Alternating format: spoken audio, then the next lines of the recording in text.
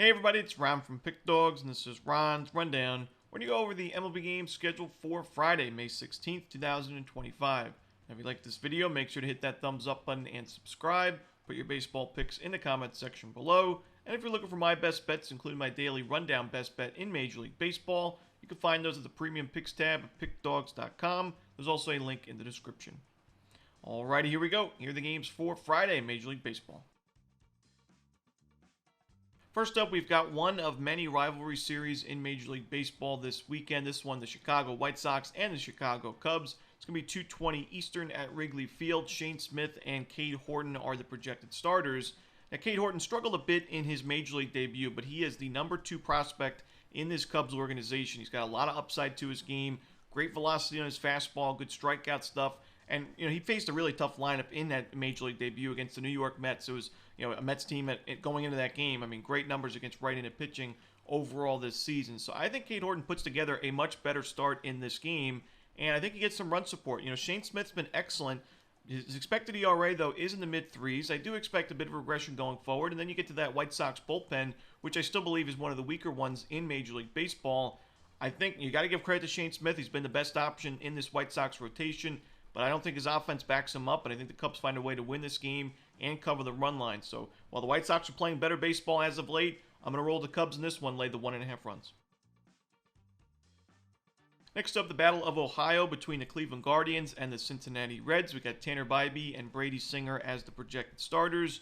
And of course, Brady Singer pitching with the Royals for his entire career up until this season. He's faced this Guardians lineup and the Guardians in general a lot over the years, and he's got mixed results against this Cleveland team, but more so towards the negative side. The very low strikeout rate, a low walk rate, but an expected slugging percentage of .529, xwOBA at .413. Just not the best numbers in about 140 plate appearances. And on the flip side, Tanner Bybee, in limited work against the current Reds lineup, has excellent numbers. 38% strikeout rate, 247 xwOBA. We know the Reds offense has struggled for the most part in the last couple of series. I think Bybee can who's also in great form overall, can put together a great outing. And Brady Singer is not in the best form right now. He really struggled in his last start against Houston. So give me the Cleveland Guardians, who I also think has the bullpen advantage in this game, in this series, on the money line.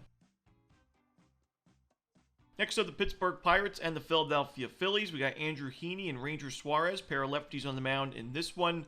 Now, Suarez a .591 ERA, but that was because of his first outing where he got shelled, giving up 7 runs in 3 2/3. But his next start against the Cleveland Guardians last time out was a lot better. 7 innings of shutout baseball with 5 strikeouts to go with it. I think Suarez is a great option in this game. Even though his struggles were at Citizens Bank Park in that first ball game, he still pitched well there over the years, and this is a Pirates team that's not been great against left-handed pitching this season and in the month of May. Suarez against the current Pirates lineup at about 50 plate appearances, 31% strikeout rate, and a .255 expected slugging percentage. On the flip side, you got a Phillies lineup that in the month of May has hit lefties well. Andrew Heaney has not had good numbers against his Phillies lineup at all. Low strikeout rate, high walk rate, and a .544 expected slugging percentage. I think the Phillies bullpen, while it struggled for the most part this season, is still the better option in this game, in this series. I'm going to roll the Phillies on the run line at Citizens Bank Park. Next up, we got the Subway Series between the New York Mets and the New York Yankees. We've got Tyler McGill and Carlos Rodon as the projected starters.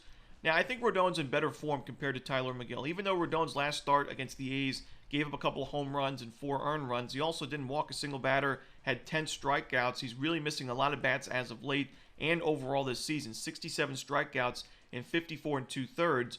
McGill was somebody we backed quite a bit in his first 5 starts of the season, but you look at his last 5, he has struggled a bit. The Mets have lost 4 of his last 5 starts. He's given up at least 1 home run in 3 straight games. His control's starting to go, and his pitch counts are going way up early in outings. He only went 5 innings and 4 2/3 innings in his last 2 starts. And while he's still missing some bats and good strikeout numbers on the season, I think the Yankees can get to him. They've been one of the best lineups in baseball against right-handed pitching. We saw the Mets not be able to do anything with a lot of runners on against Bailey Falter, another lefty, in that Pirates series, but ended up being a 4-0 shutout win for the Buccos. And I think the Yankees bullpen's good enough in this series and in this game. So I'm going to roll with the Yankees. It's going to be a competitive game and a competitive series, as it usually is between these two. But give me the Yankees in Game 1 on the money line.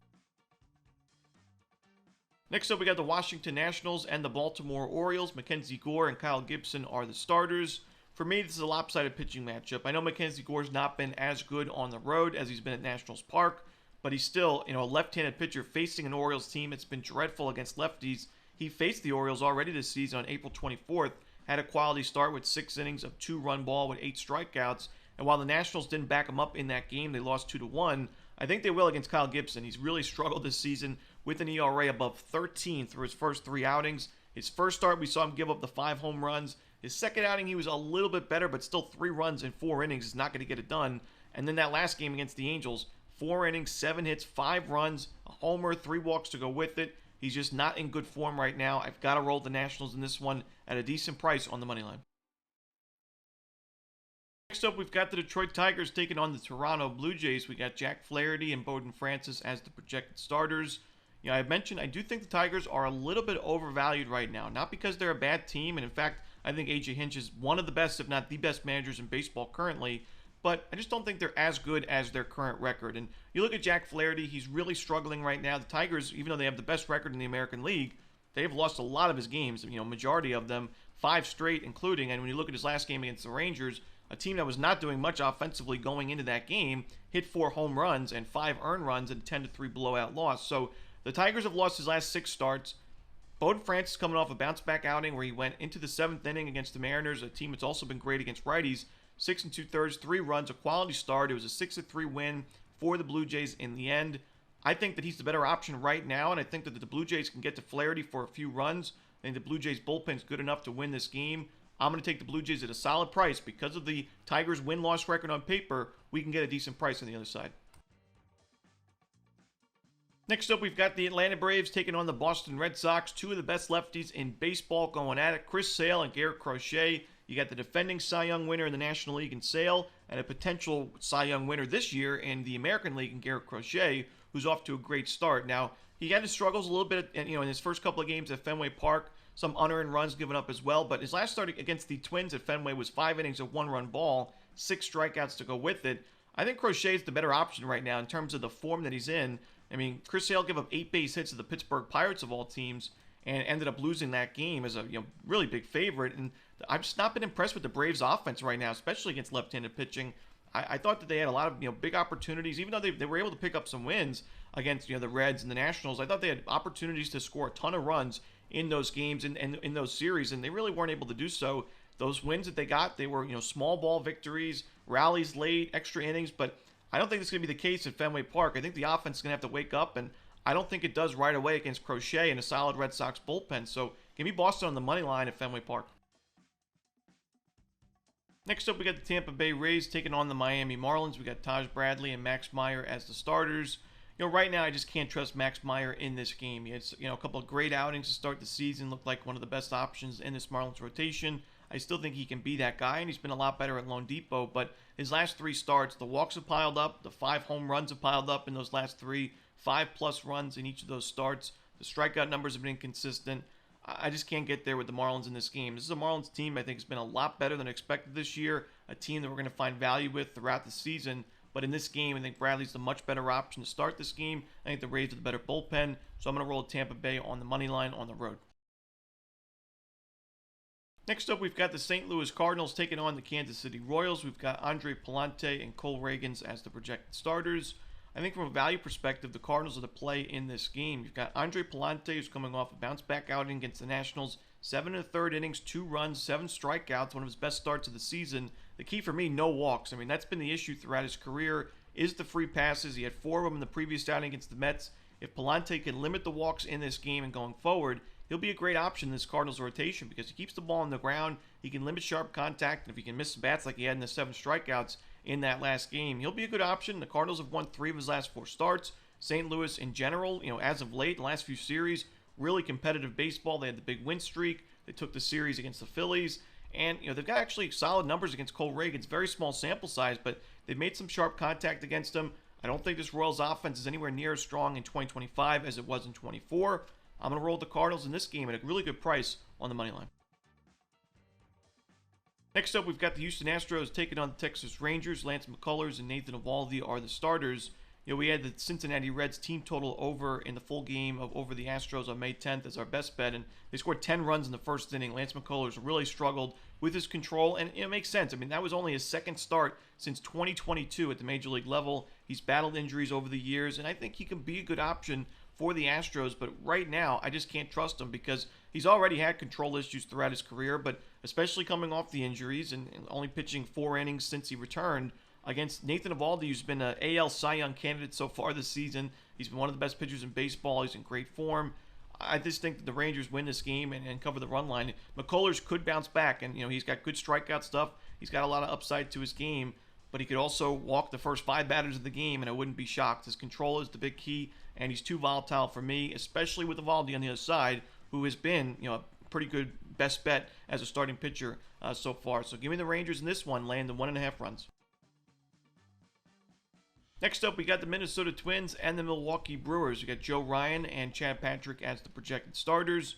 Twins are playing great baseball in the last few series. Joe Ryan is in excellent form. He's given up 1 run or fewer in 4 of his last 5 starts with great strikeout numbers to go with it. 54 Ks in 46 innings this season. Only 5 walks combined this year as well. Really, excellent control from Joe Ryan. While I've mentioned I do think there are some regression concerns in Chad Patrick's game, the Twins are rolling offensively even. They're starting to improve. So I'm going to go with the Minnesota Twins in this one on the money line. Next up, we got the Colorado Rockies taking on the Arizona Diamondbacks. No official starter right now for the Rockies, but Corbin Burns should be going for Arizona. Even if the Rockies had prime Ubaldo Jimenez as a starting pitcher in this game, I wouldn't be able to back him in this one with Corbin Burns in great shape. 1.96 ERA at home this season. His last 5 starts, 3 runs or fewer in all those games. 4 of those were quality starts because he went 6+ innings. Strikeout numbers haven't been off the charts, but he does a good job of keeping the ball on the ground. He's faced some tough lineups. I mean, his last 2 games, 13 innings of 1 run combined against the Mets and the Dodgers, 2 of the best lineups in baseball. Now you face the Rockies, who have been one of the worst, especially on the road. So I got to go with the Diamondbacks in this one, laying the 1.5 runs at Chase Field. Next up, we've got the Seattle Mariners taking on the San Diego Padres. Logan Evans and Stephen Kolek are the starters.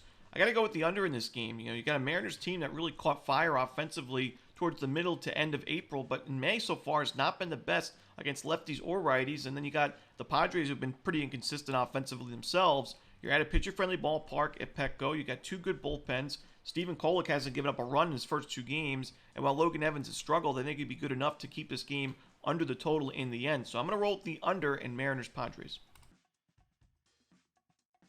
Next up, we got the Los Angeles Angels taking on the Los Angeles Dodgers. Jack Kohanowitz and Tony Gonsolin are the starters.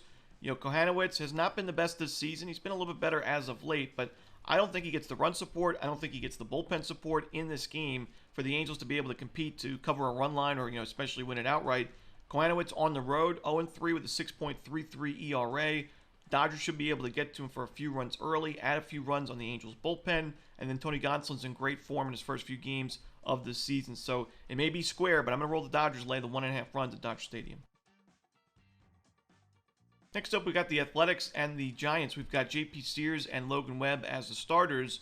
There's no doubting Logan Webb is a great option on the mound for the Giants when he's pitching at Oracle Park. It's not just this season. It's been over the years. Throughout his career, he's just been a lot better at Oracle. No home runs given up in 20 1/3 home innings of .44 ERA baseball. Over a strikeout per inning with a 2-0 record. He's been excellent. He should go 6-7 strong innings here, but I also think J.P. Sears has been equally as impressive recently. The A's have won his last 5 starts. He's given up 2 runs or fewer in all those games. His strikeout numbers have been inconsistent, but he's keeping the ball in the yard, and his control's been a lot better. Only 2 walks in his last 4 games combined. This is a situation where I think this could be a tie game or a 1-run game, low-scoring game in the middle to late innings, and then it's a bullpen battle where I don't think either team has a giant advantage. I think when you look at the projected WAR standings, these 2 bullpens are neck and neck in the standings. So while the Giants' bullpen's been sharp overall this season, I think that this is a team that, it's a kind of type of game that any team can win it late, and I would just rather take the plus money or the 1.5 runs with the A's in this spot on the road.